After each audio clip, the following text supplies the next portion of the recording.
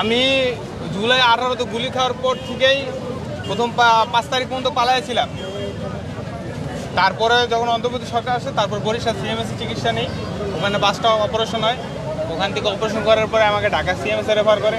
ঢাকা ওখানে ছিলাম প্রায় 2.5 মাস। তারপরে ঢাকা সিএমএস ছিলাম 25 দিন, ওখান থেকে পঙ্গুতে। এখন প্রায় 6-7 মাস ধরে হসপিটাল ভর্তি। ওই যে বললাম না, আপনি আমার অ্যাটেন্ডেন্স হিসেবে আমার বেডে চলেন, রাত্রে দেখবেন যে প্রত্যেক বেডে বেডে একটা অ্যান্টাসিড একটা নাপা, একটা অ্যান্টাসিড একটা নাপা। সবার জন্য। মাথা ব্যথা খাও নাপা, পায়ে ব্যথা খাও নাপা, মনে ব্যথা খাও নাপা। আমরা তো হসপিটালের বেডেই ব্যথায় ভাই রাত্রে ঘুমাইতে পারি না। আমাদের হসপিটাল থেকে এখানে বাধ্য করা হয়েছে ভাই। আমি যেখানে বেডে শুয়ে আমি ব্যথায় কাতরাই, সেখানে আমি রাস্তায় এসে রাস্তা অবরোধ করা, এটা আমাকে বাধ্য করা হয়েছে। আর দাবি হচ্ছে মোটাল 3টা। আমি যদি রাষ্ট্রের পক্ষে রক্ত দিয়ে থাকি, একদম সোজাসুজি কথা, আমি রাষ্ট্রের পক্ষে যদি রক্ত দিয়ে থাকি সেটার দলিল দিতে হবে, আমাকে দলিল দিতে হবে।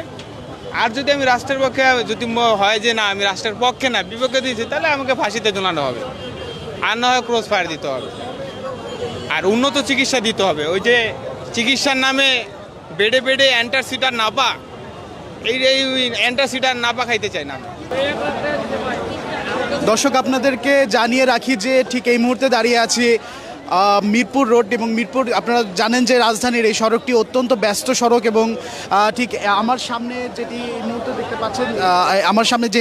দেখতে পাচ্ছেন যে রাস্তাটি আসলে শিশু মেলার মোড়টি যেটি রয়েছে, সেই মোড়টি হয়ে যে রাস্তাটি আসলে চলে গেছে আগারগাঁয়ের দিকে। এবং একই সাথে মিরপুর রোডটি যেটি রয়েছে সেই রোডটি কিন্তু আসলে নিউ মার্কেটের দিকে চলে গেছে। এবং একই সাথে গাবতলীর দিকে যে রোডটি দেখছেন, ত্রিমুখী যে রোডটি আছে, এই ত্রিমুখী রোডটিতেই কিন্তু অবরোধ দিয়েছেন জুলাই আহত যোদ্ধা যারা রয়েছেন তারা। এবং তাদের সুনির্দিষ্ট যে দাবিগুলো রয়েছে সেই দাবিগুলোর প্রেক্ষিতেই কিন্তু তারা এখানে দাঁড়িয়েছেন। এবং তাদের সেই দাবি বা আশ্বাসন তারা পেলে তার পরবর্তী সময়ে আসলে তারা চিন্তা করবেন যে এই অবরোধ তারা ছাড়বেন কিনা। গতকাল রাত থেকেই তারা অবরোধ করে আসছেন। দর্শক,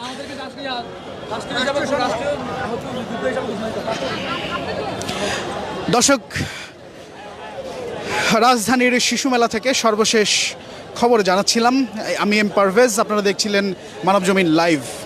আবারও যুক্ত হব, সে পর্যন্ত ভালো থাকবেন।